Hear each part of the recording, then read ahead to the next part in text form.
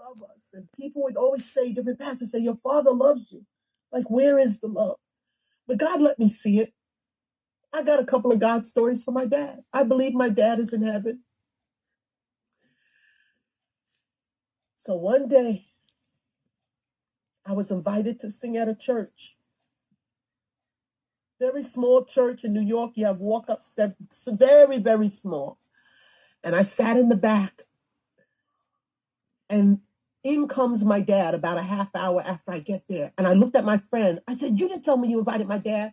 And I got up and I hugged my dad. I was so happy to see him. And my dad actually hugged me back. He wasn't a hugger. He didn't want to show emotion. He hugged me back, a real hug. I said, come here, sit down. Well, honey, I'm talking about my God story. He said, God let me know my daddy loves me. So I got up to go sing. Y'all know The Color Purple. And I started singing, to God be the glory for the things he has done. And I'm standing at the front of the church. And I hear a voice in the back of the church. Join me in singing. And then I open my eyes. And my dad is coming from the back of the church to the front of the church, singing with me. And looks at the pastor standing next to me and says, to God be the glory for the things he has done. This is my beloved daughter. Well, that was the end of that. He grabbed my arm and we walked back up the aisle. The next day in the office, when we were working, he looked at his assistant and said, I don't know what happened. And me and her looked at each other and said, we know what happened. Then another time, it was Thanksgiving weekend. I went to visit friends. My family was so fractured. We didn't even get together for holidays, especially after my mother left this earth in 1996. So I went off with my friends. Where was I going? My stepmother she didn't want us there. So anyhow, so I get a call from my sister, Lorraine. It took our sibling rivalry. I'm all the way in Staten Island. That's like being where we live, all the way in maybe Lake Elsinore. And I'm all the way over there. And my sister calls and says, Dad's taking us to his friend's jazz. It's a restaurant jazz club for some jazz music. And I'm like, what? I said, I'm coming. I was not going to be left behind, Dorian. I told my friend, I got to go. I said, I got to go. And I got on that train. And we had the most beautiful dinner and time of fellowship. And then there's another memory. I can't think of it. Two more.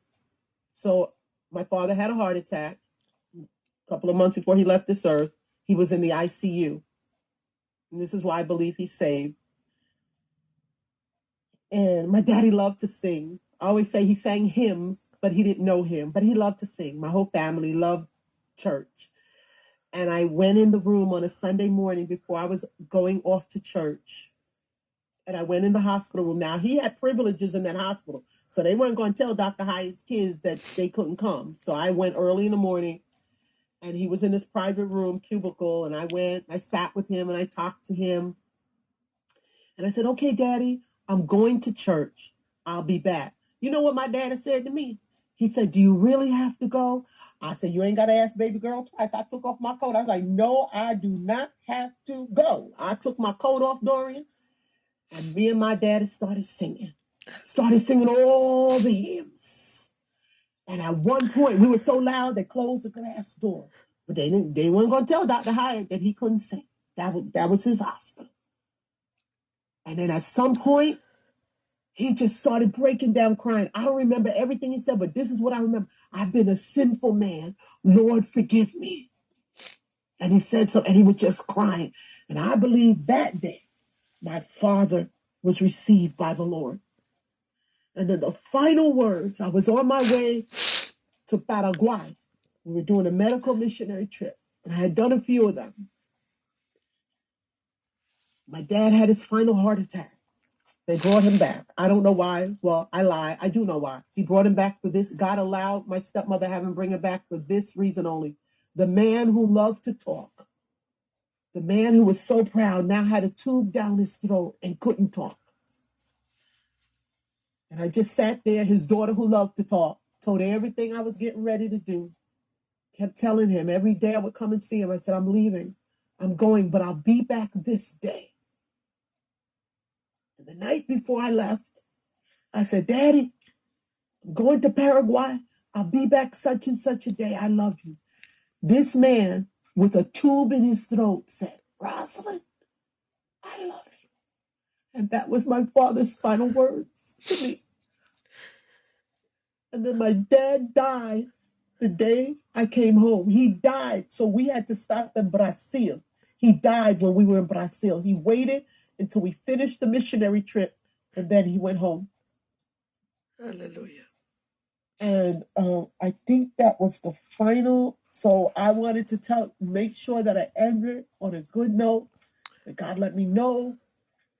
Parents love me. We're all flawed as we know. And I will continue seeking him. I do want to say that one of my favorite songs. So I did want to share the Bible verse. Y'all read the Bible verses. I read them over myself. It talks about he'll rebuild the wall. So I was saying things like, my past, my emotion. So read those Bible verses I gave you. But I do want to, one of my favorite hymns, and this is what I was singing the day my dad came down the aisle, and I'm going to sing it. I don't care. I'm going to sing it. Sing it, my sister. How can I say thanks for the things, Lord, that you have done for me? Things that I didn't deserve, yet you gave to prove your love for me. The voices of a million angels could not express my gratitude. Lord, all that I am today and I ever hope to be, I owe it all, Lord, to thee. Just let me live my life. That's all I want to do, Lord. And let it be pleasing, Lord, to thee. And should I gain, if I gain any praise, I'll turn it back to Calvary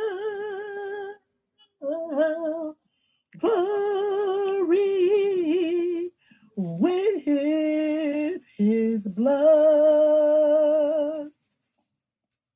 Jesus saved me with God's power.